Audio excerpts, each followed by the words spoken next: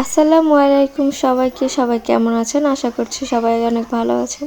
আজকে আপনাদের সাথে শেয়ার করব কীভাবে শালা দুলাভাই আর বোনের ছেলেকে নিয়ে আমাদের কাছে ডাব পাড়া হলো।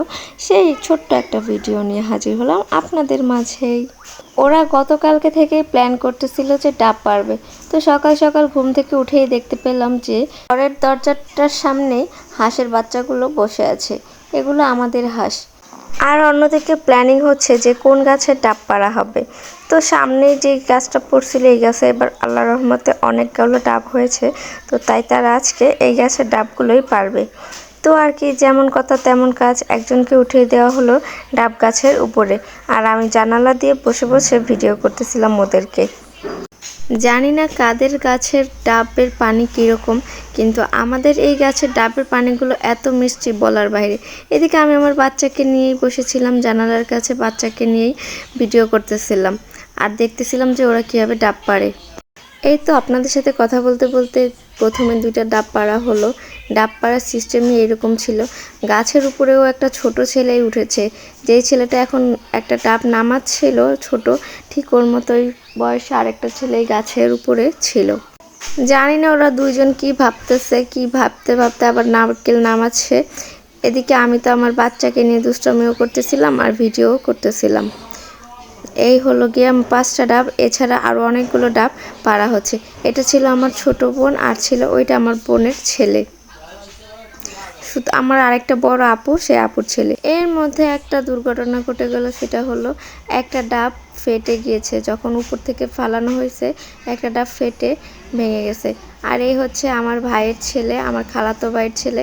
আমাদের গ্রামের বাড়িতে আমরা মোটামুটি সবাই একসাথে জয়েন্ট ফ্যামিলির মতোই আছি। সবাই খুব একটা দূরে দূরে না, সবাই খুব কাছাকাছি অবস্থান করছি। এদিকে আমি আমার বাবার সাথে কথা বলতেছিলাম জানালা দিয়ে। আমার তো ঘর থেকে বের হয় এখন নিষেধ, কারণ আমার বাচ্চার বয়স এখনও 45 দিনও হয়নি।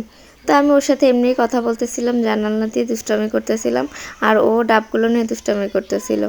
তারপর আর কি, ডাব পেরে কিছু ডাব আমাদের ঘরে রেখে বাকি 4টা ডাব নিয়ে চলে গেল ওরা সবাই ছাদে। আজকে নাকি এগুলোকে জুস বানিয়ে খাবে। তো দেখা যাক ওরা কি করে।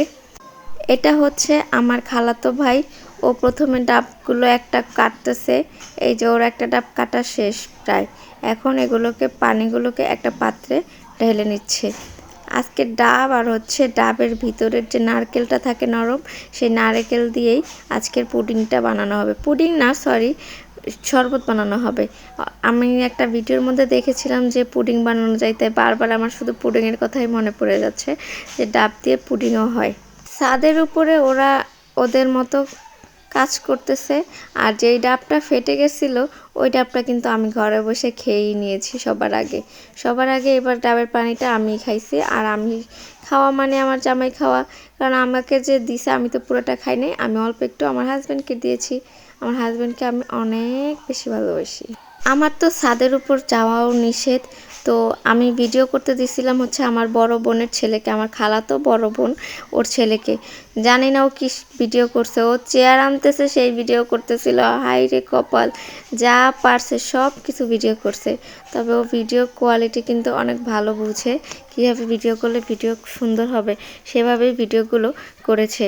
আর এডিটটা অবশ্য আমিই করেছি, ও আরও ভালো এডিট করতে পারে, ওকে দেই নাই, কারণ আমার ভয়েস বসাইতে হবে তো, তাই আমি ভয়েস বসাইতেছি। ও জাস্ট এডিট করে দিয়েছে, এডিট করে নাই, সরি, ভিডিও করে দিয়েছে।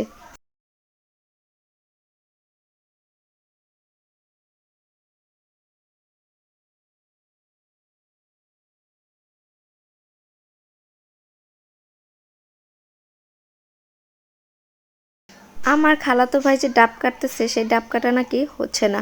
আর এই উক্তিটি বলেছে হচ্ছে আমার বোনের ছেলে।